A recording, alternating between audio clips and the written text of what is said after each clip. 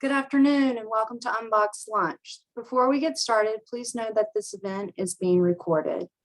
I'm Jenny Williams, Associate Director for the Archives of American Art at the Smithsonian Institution. We are thrilled you are joining us for lunch, which I am enjoying here at our headquarters in downtown Washington, D.C. Jacob Proctor, the Gilbert and Kinney New York collector at the Archives of American Art, will join us shortly from our offices in New York City. Today's event will feature the newly acquired papers of Elyn Zimmerman. A few housekeeping items before we get started. At any time during the webinar, you can submit your questions into the Q&A at the bottom of the control panel on your screen. Closed captioning is available. You can access captions by clicking the CC button on the right side of the control panel. Today, we are lucky to have the artists in attendance, so Elyn, please chime in throughout the chat. Now it is my privilege to welcome and introduce you all to Jacob Proctor. Jacob.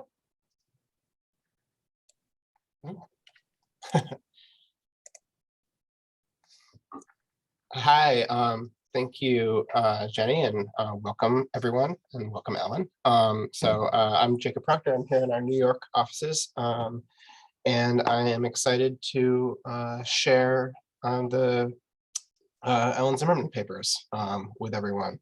This is a situation where we received a first donation a couple of years ago, and then the pandemic, it was actually processed, and then the pandemic hit, and then last year we received a fairly significant addition to the collection. So I'll sort of be showing some of the materials that we already had, and also some of the great new material that Elyn donated more recently. For those of you who, I assume most of the people who are tuning in know who Elyn Zimmerman is, but she's an American artist, a sculptor, but also a photographer, and makes drawings and installations, but sort of primarily maybe best known for her site-specific outdoor installations that often use granite and water and various forms of landscape architecture. I'm going to show some of those projects. I'm also going to show some earlier work. So this is a pretty good, it's a big collection.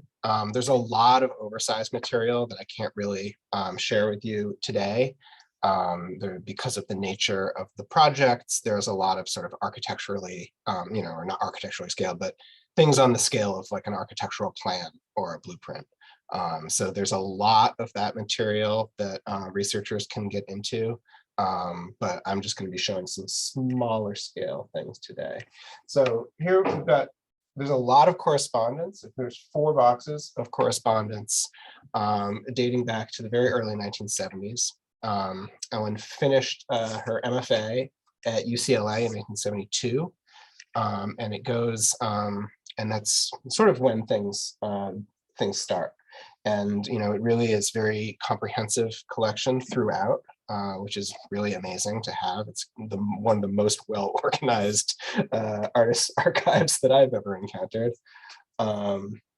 And so yeah, I thought I would just jump in.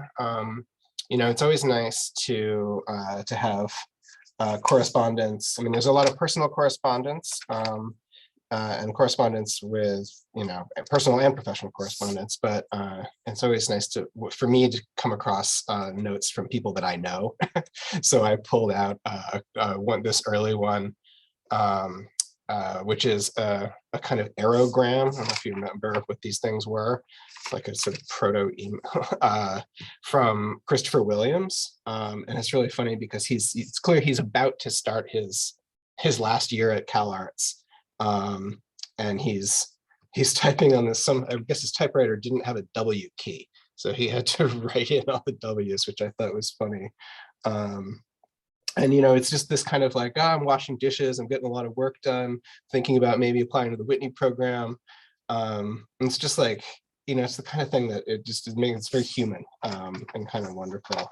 And then another one that kind of jumped out at me is this note from, I think this one's from 1980, yeah, from John Kessler.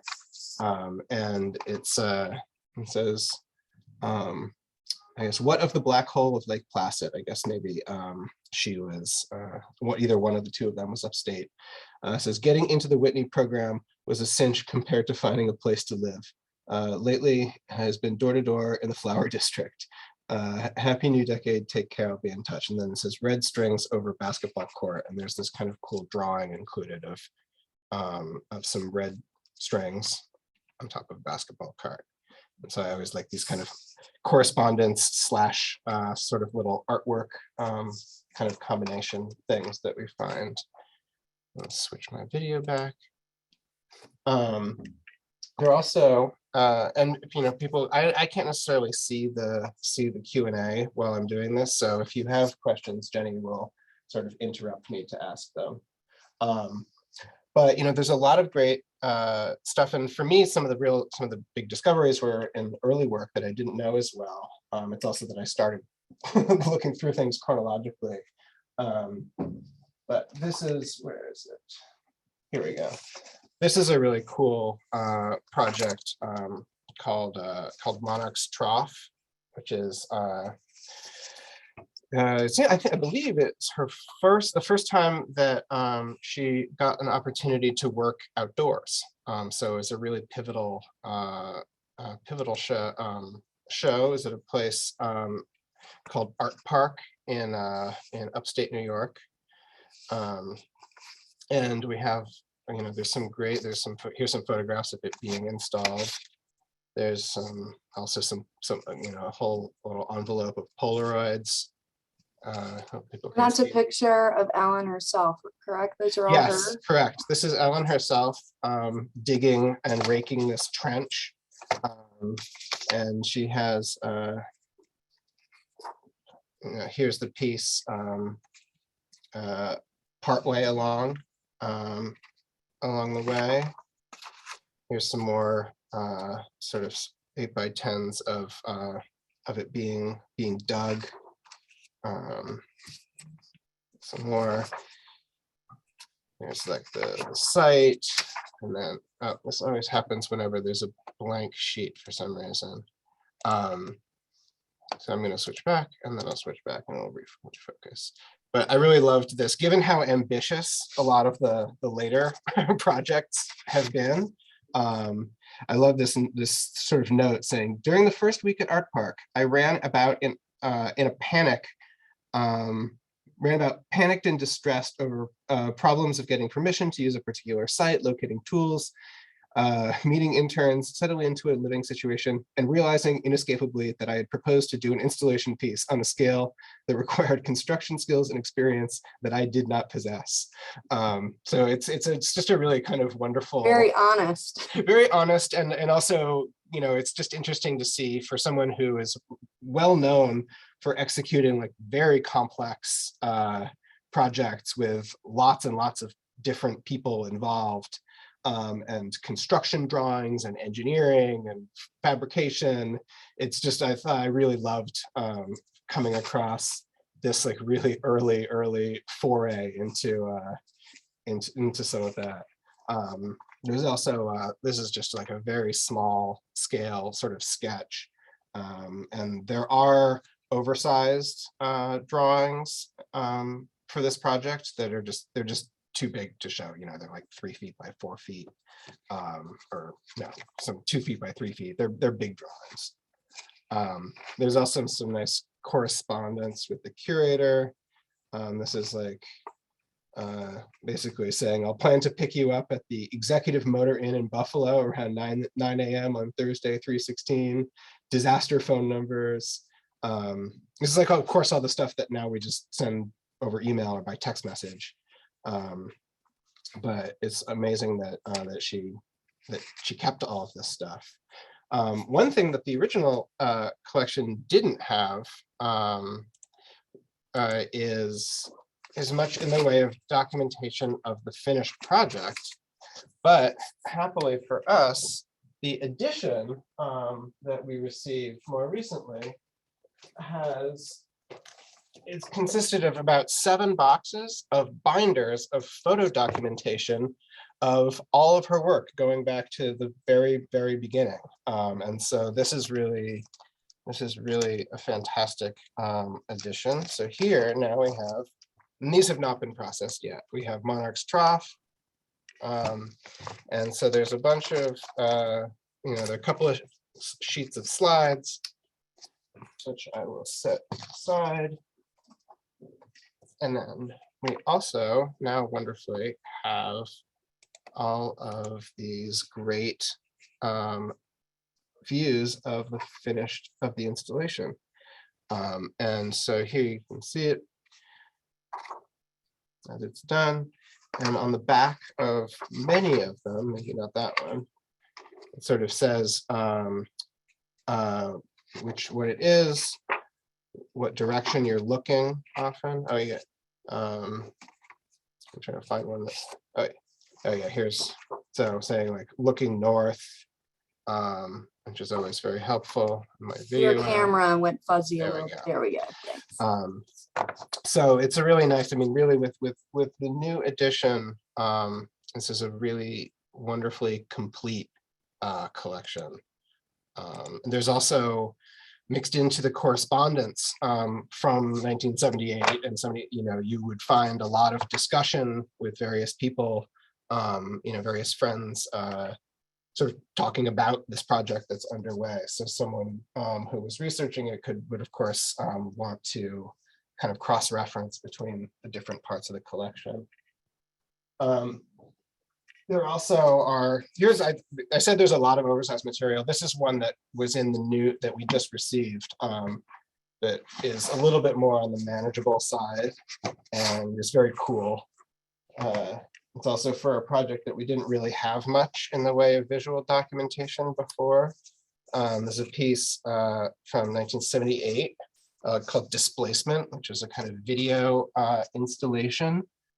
Sorry it's so shiny here, but what you're seeing is like a board, like a presentation model on a board, and then which is all collaged. It's great. Like these images on it are all collaged together, and then all the text is written on the Mylar sheet. And there's a couple of other, there's like a floor plan and a few other things. Jacob, do you know where was this installation? This installation was in Los Angeles. Okay. It was a temporary installation, and we have the, there is a file for it. It was pretty sketchy, but it's also included in this new batch of documentation. So, but I just pulled this because I thought it was a really cool, the way of like making a rendering of a show that we would, now we would just do it in SketchUp, but it's like the hand collaging of the person for scale and the view out the window that related to the video projection. And there are a lot of things like this. There are a lot of plans where you'll have drawings with photographs incorporated into them. They're like kind of like, artworks in and of themselves.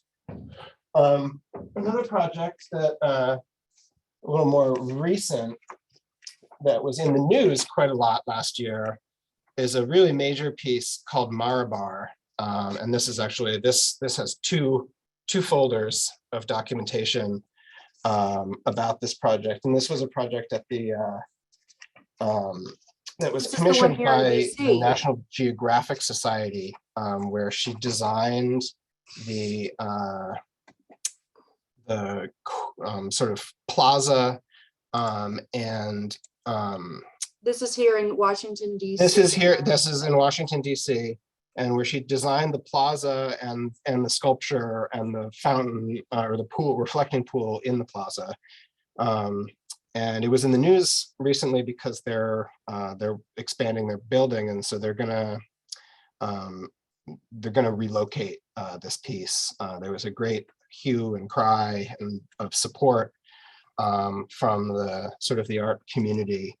And letters were written and everyone sort of pulled together. And I think that they're still working to find an appropriate location, although. I guess a good question for Elyn. I don't know, Elyn, if you have any more details on where this might be relocated. But I'm quite familiar. It's a beautiful piece. Yeah, and it's really, I mean, it's a piece that unfortunately is a kind of case study in how, in the sort of perils of publicly cited artworks that are not actually on public land. But here we've got, like, there's a picture of a model. There's some pictures of the finished piece. You know, there's a lot of sort of preparatory notes and drawings, some of which are these old Xeroxes kind of sticking together. You know, like lots and lots of production schedules. And so you can see that, like, you know, by this point, Hello. you know, here we have, she's working with, you know, with like with Skidmore, Owings and Merrill, which is like a major firm, you know, of doing architecture, but also they work with a lot of artists to help realize projects like this. So this is, again, like, you know, there's a lot of detail for researchers to get into.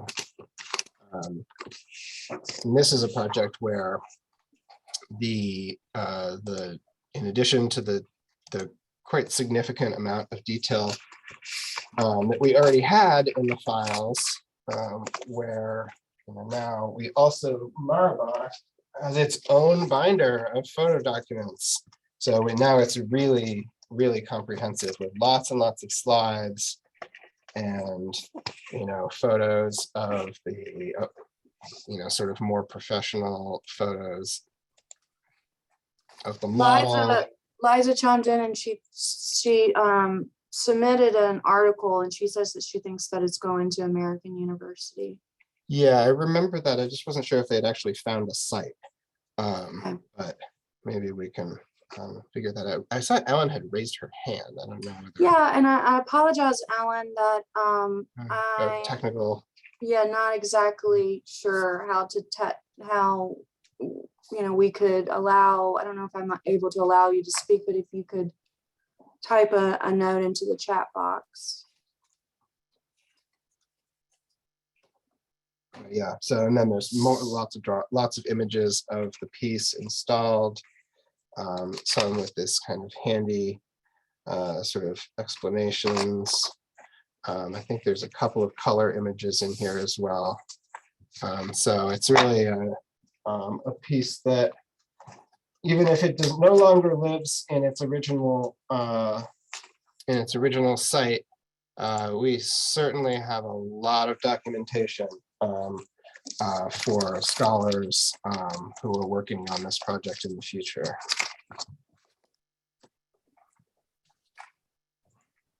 There's also, you know, there's a lot of great stuff for unrealized works, which is cool.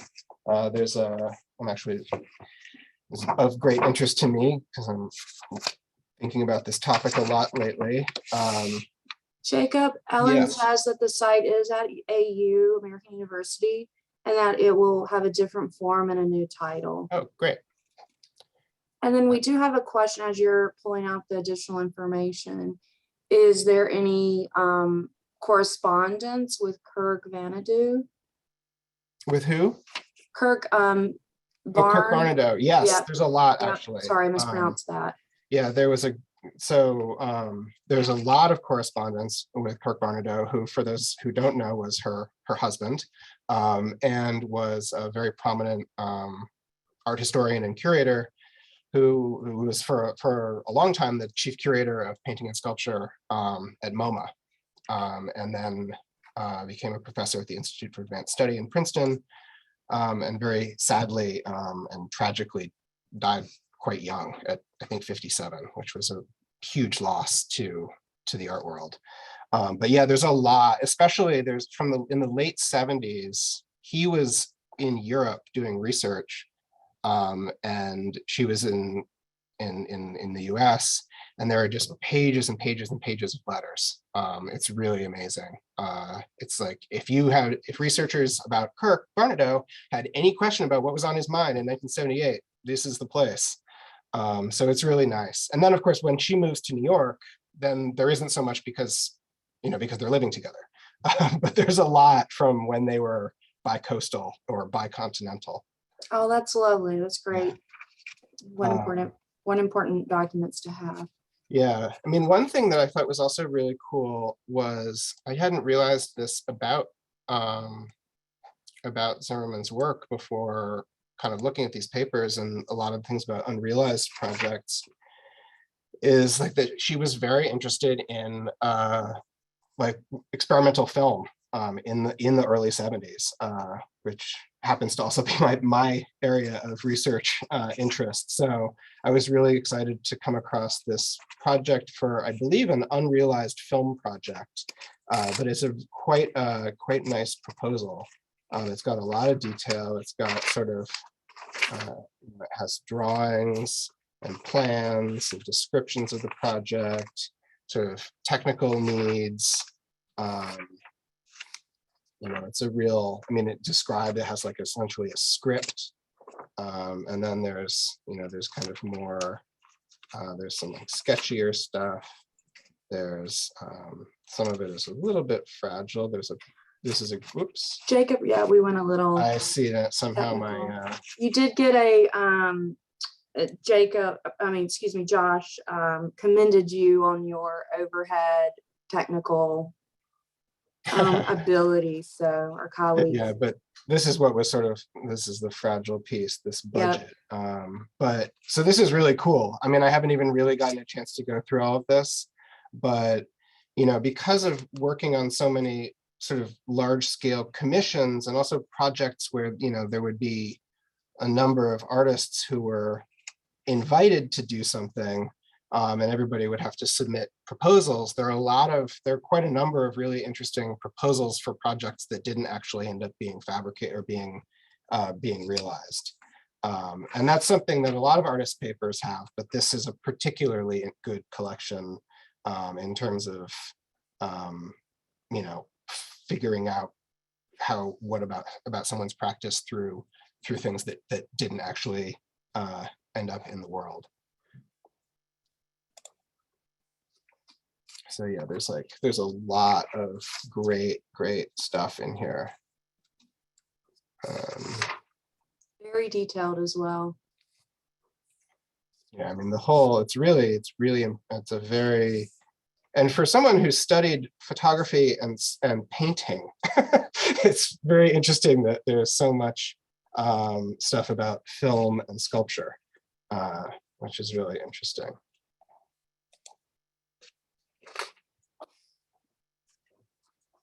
Great. So that's yet another amazing folder. As you're pulling out another, remind us or talk to us a little bit about where are all the materials digitized? No, I mean, this is a project where, the initial donation was processed, but that's as far as it got before the pandemic. And now the edition will be processed, and then people can start, once there's the finding aid is posted, then people can start requesting to have things digitized. I believe there is some born digital material, especially from more recent projects. There's a lot of it. There's a whole hard drive of material. So a lot of it actually there is a lot of digitized or born digital material already, because I'm showing mostly early stuff here, but it goes up through 2017. So there's a lot of the more recent stuff, as Jacob, with a lot of artists. We have a question asking if you could clarify what does it mean to be processed? Okay, so when we receive a collection, it usually just comes to us in boxes, sometimes in folders. It really depends. So there are a couple of layers of this, but what most of the collections that we've been sharing in these unboxed lunches are unprocessed, which means that it's the processing archivists have not touched them. It's really just the collector. And we do we try to impose some order or logic if there isn't already one. But in this case, I'm showing a lot of things that the processing archivist has already dealt with. The binders have not been, archivists have not started working on them. So that's the differentiation. I mean, this is a kind of, I said that I think partly because of the nature of the practice, needing to have to keep track of so many moving pieces for some of these projects. Even the unprocessed stuff is like incredibly organized. So it's not I don't think it's going to be a very heavy lift for the processing archivists, but that's the kind of the differentiation. Okay, I think we have an opportunity for you to share maybe one or two more folders. I think we have time for you to share one or two more folders if you wanted to. Okay, actually, I think I'll show like another, because there's so much good photography, but I'm going to show actually one other thing that I think is kind of cool. So let me switch my camera. There are a bunch of notes, and there are a couple of great envelopes full of note cards, basically of like reading notes or just thoughts, like Moholy-Nagy, 8 distinct types of seeing. And so it's going through these fast seeing, it goes through, and it's just a really great sort of way of like getting like what Sontag means by photographic seeing is not what I mean. I mean, it's just a really wonderful, and I think most of these seem like they're from the late 70s or early 80s.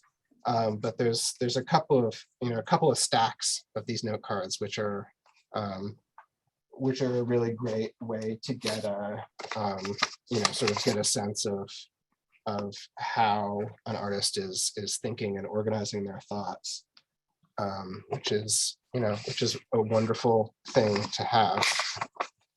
And kind of on a similar note, there's a really nice there are some drafts for publications. Like this is for an article in Public Art Review about public art and environment. So there's. Oh, unfortunately, we went fuzzy again. Oh no! In any case, there's a lot of stuff. There's a big collection, and it's really a very rich collection. Jacob, we have a couple of comments and questions. One attendee noted that they worked at National Geographic for 13 years and was passed by Elyn's stunning art multiple times and loved observing the subtle changes in the season. So thank you, Elyn, for this great treat to the Washington, D.C. community. And then we had, Jacob, a question about the born materials and the collection overall, when it might be processed and made available, if there's any idea on the timeline there. Yeah, actually, well, the edition is actually next in the queue to be processed here in New York. So the processing will be finished very soon. Great. And then it'll get processed, and then it'll get sent to DC. And people can, I mean, assuming that our reading room is open, which is not a guarantee, that people will be able to request it. Okay, awesome. Well, that's really awesome. Well, thank you for this. I think we're running short on time, but any final thoughts before we close out? I just a thank you to Elyn for giving us this material. It's a really rich archive. So thank you for it. Yes, thank you, Elyn, and thank you, Jacob, and thank you everyone for joining us for today's Unboxed Lunch. I hope you've enjoyed the program as much as I have. Support from friends like you make programming for Unboxed Lunch possible, and we hope you'll consider making a gift to the Archives of American Art at the Smithsonian Institution. You can always support our work. My colleague included the link in the chat. Thank you again, and we hope that you will attend our next Unboxed Lunch, which is scheduled for March 18th. Have a great weekend. Thank you. Bye. Bye.